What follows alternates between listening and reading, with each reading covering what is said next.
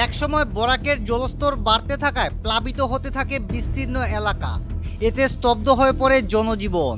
শহর শিলচরের সাথে বিচ্ছিন্ন হয়ে পড়ে গ্রাম কাছাড়ের যোগাযোগ ব্যবস্থা। পুরাতন লক্ষ্মীপুর রোডের বাদরি ব্রিজ সংলগ্ন এলাকায় সড়কের উপর দিয়ে প্রবাহিত হয় বরাক নদীর জলস্রোত। এতে ব্যাপকভাবে প্রভাবিত হয় লক্ষ্মীপুরের সাথে শিলচরের যোগাযোগ ব্যবস্থা।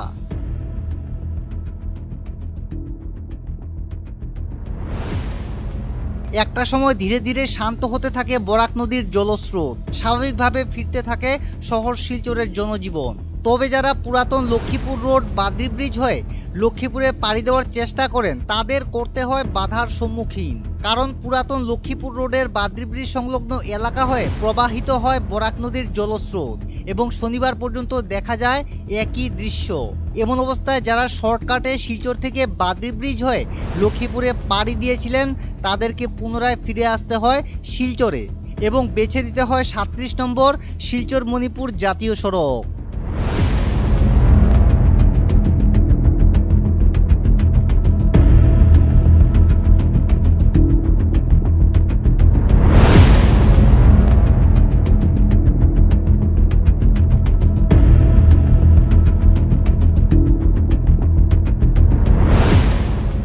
Bureau report, north east update.